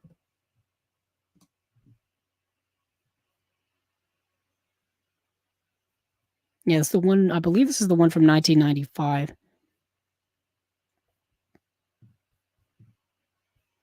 Make sure I have the right movie. Yep, 1995. Corey Wen is the director. Jet Li starring. Um, let's see. The plot is an undercover cop struggling to provide for his son and ailing wife, but must infiltrate a ruthless gang. But things turn sour when another cop blows his cover and he quickly finds himself battling for his life and the lives of his family. I do remember watching this. It's kind of all flooding back to me now. So yeah, so that is the Enforcer. This is getting quite a nice release here. Um, just a regular Blu-ray, but it's newly restored by Vinegar Syndrome from a studio-supplied 4K master. There's a commentary track here by his film historian Frank Zhang. Interview with Wang Jing, a brand new interview with producer Wang Jing, crowd pleaser, an archival interview with producer Wang Jing, like Father Like Son, an archival interview with actor Sei Mui, um, Born to Be Bad, an archival interview with actor Ken Lo. Cool. So that's the Enforcer. Now let's move over to the partner labels because that's where I I get the most out of all this. That's where I get I get like the bulk of my happiness from the announcements is usually from the partner labels. I'm fading a little bit here, so please excuse me. So some must-have buys are in here. I will say that. So we've got a slew of releases. I'll just list them down, and then I'll dive into the ones I got to watch and the ones that I'm interested in. So from ETR Media, we have a Fat Wreck, the Punkumentary. From Yellow Veil Pictures, A Heart of Love. From Factory 25, I Am a Sex Addict. From Film Movement Classics, L'Innocente. From Utopia, Omen. Not The Omen, just Omen. Saturn's Core, Our World is Drowning and Going to Hell, the underground films of Richard Baylor. You said it, Richard. Film Movement Classics, The Poetry of Li Chang-dong, 4 films. I will be talking about that. Film Movement Classics, once again, Scarlet Diva. That film is directed by Asia Argento. The catalog is putting out Seppa, Our Lord of Miracles. Yeah, and then Umbrella Entertainment is putting out Sky Pirates, which they've already put out before. So this is a re-release from them. Um, American Genre Film Archive, or AGFA, as the cool kids call it, is putting out Super Soul Brother and the films of Rene Martinez Jr. Canadian International Pictures, our buddies over at Canadian International Pictures, are putting out Sweet Substitute, or as the movie is called, I think in the US, Caressed. And then we've got from Darkstar, T Blockers, and then from Shudder, A Wounded Fawn. And that is all of the OCN or partner label releases for I don't even know what month. All coming out in August. Yes, August. I forgot what month we were doing. Um, so I will dive into a couple of things here. First and foremost, top of the list, must buy. If we're talking Monopoly, do not, go past go, collect $200, do whatever you need to do. The Poetry of Li Chang-dong, 4 films. This is a must buy. This is an absolute must buy. This has 4 films, as the title suggests: Oasis, Peppermint Candy, Poetry, and Green Fish. I've seen Oasis, Peppermint Candy, and Poetry, all fantastic films. Green Fish, I did not get a chance to watch. I could not find that film streaming anywhere. I couldn't find it to rent. I couldn't find it at all. I think it's only available on disc. But Oasis, Peppermint Candy, and Poetry, I've been able to see. One of Li Chang-dong films is on the Criterion Collection. His other film, most recent film, Burning, from a few years ago, starring Stephen Wen. Um, I got to get that movie. I know Steven is a big fan of that movie. These films were released um, already by who released this? Was it? Hold on. Did I already? Hold on. Yeah, Film Movement. Hold on. I'm trying to see who put this movie out already. Yeah, it was there was a 3 films box set of Lee Chang-dong films put out by Umbrella. That's who put it out. It had Peppermint Candy, Oasis, and Poetry in that box set, but this box set here from Film Movement has a 4th film in Green Fish. So that's why I'm saying this may be a little more worth your investment because you do get that 4th film. Um, but this is a must buy. This director's work is extraordinary, incredibly, just really pure cinema. Um, I can't say enough about it. I gushed about it when that box set was announced from Umbrella, and I'm gonna gush about it even more now. It's these are must buys. Um, Unfortunately, there's a little in the way of special features. There's a making of for each film, and that's kind of really it. There's an interview here on Poetry. There's some audition takes. There's some cast and crew interviews on Oasis. Um, yeah, it's a 4-disc set, so you get them all in individual discs, individual cases, I assume. Uh, but yeah, that's a must buy. That's number 1 with a bullet. If we're sticking on Film Movement, I'll talk about Scarlet Diva. It's the Asia Argento film that came out in 2000. It's shot on mini DV cam, one of the earliest forms of digital digital filmmaking.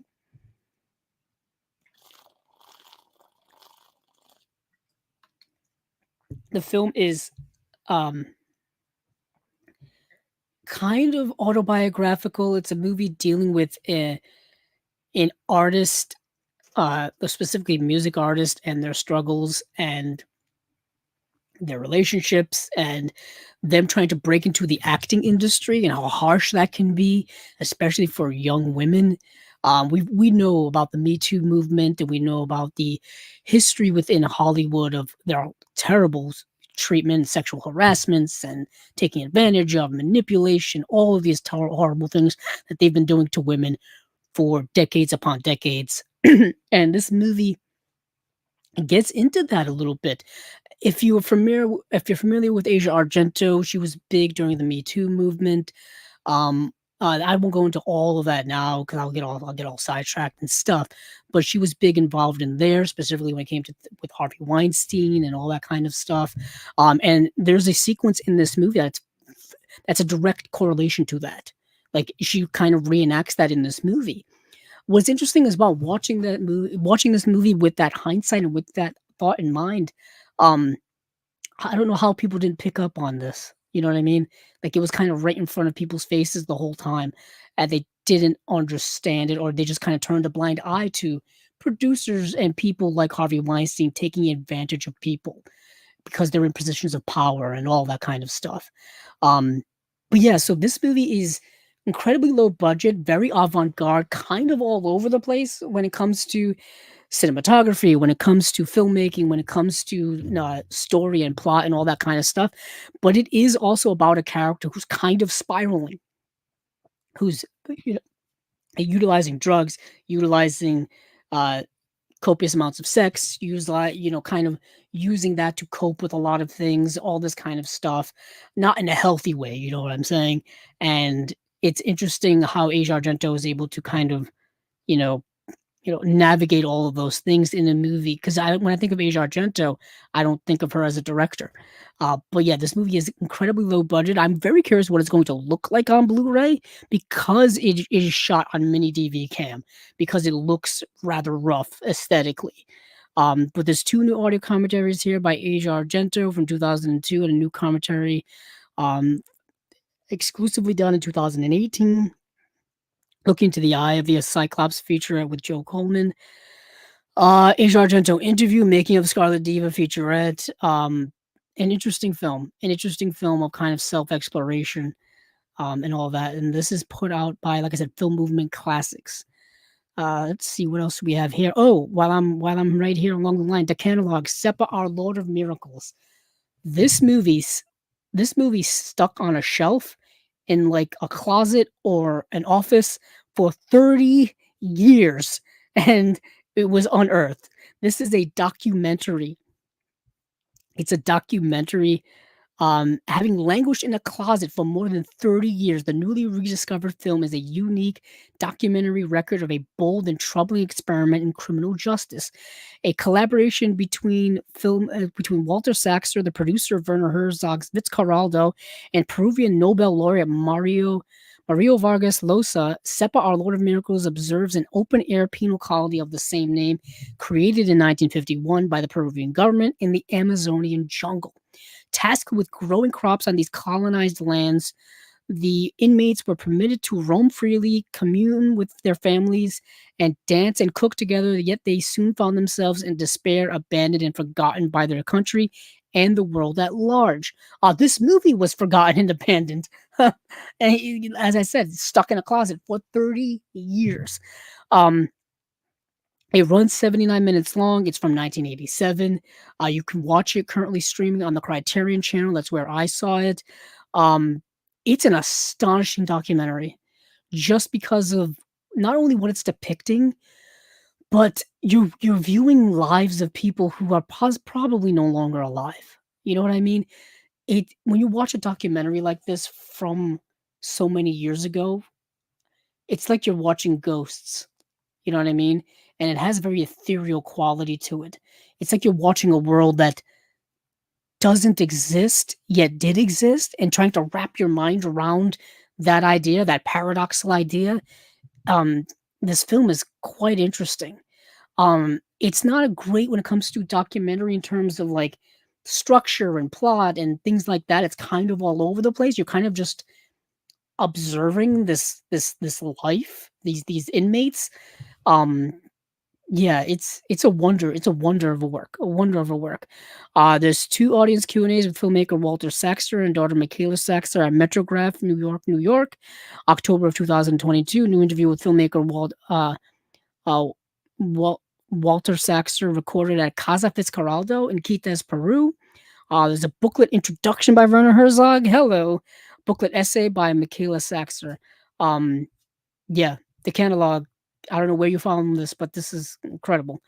Um, quickly, L'Innocente is an Italian film directed by the legendary and the great Luchino Visconti.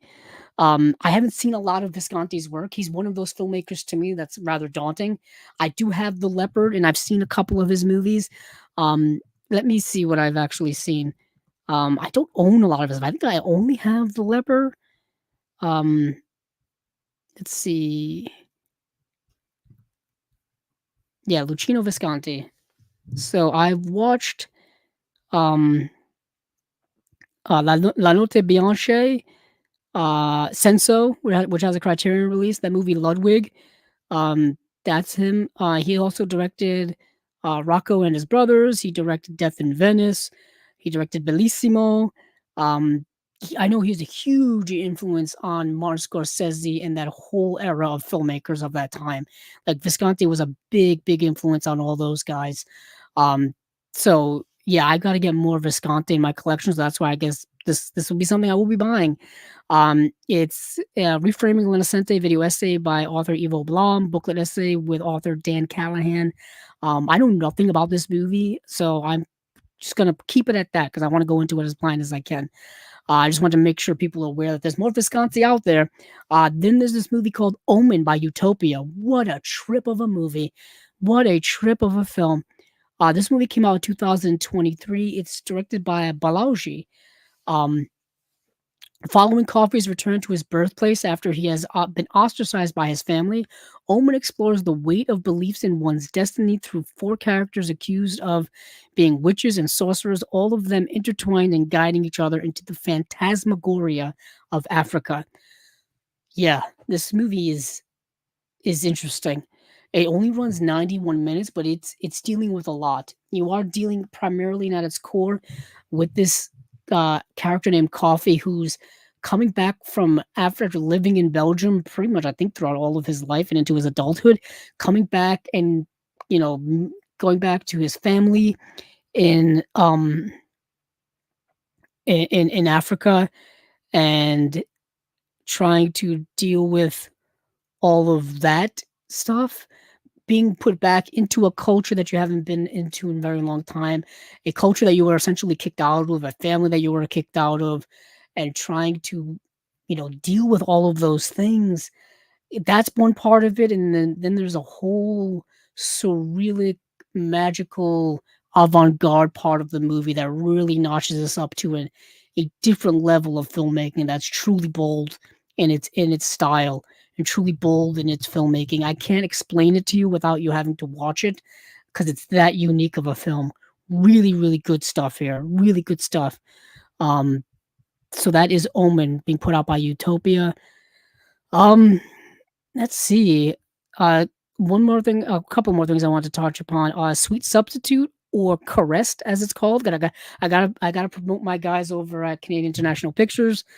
They do great work over there. They were guests here on Chasing Labels.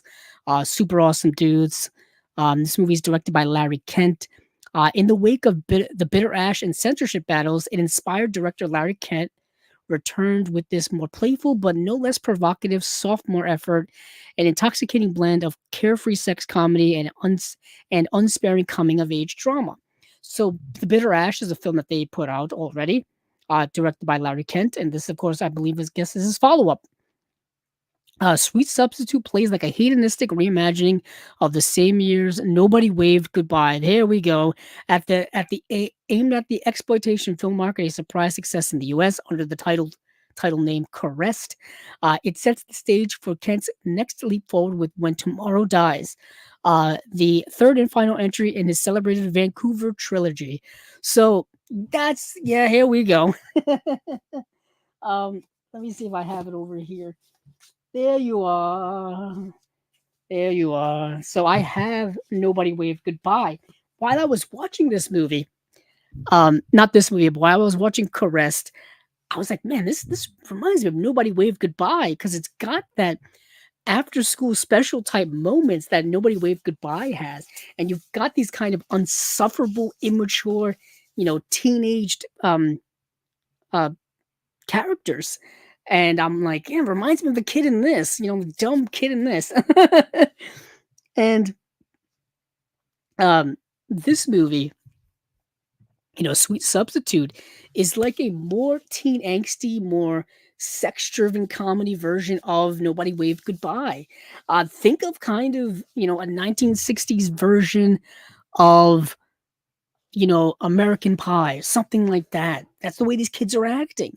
They're going after young women. Their hormones are out of control. They're in their late teenage years. All of those things that many of us lived through and whatnot, and many of us, watched movies about and all that kind of stuff. It feels like every generation has these types of movies to them.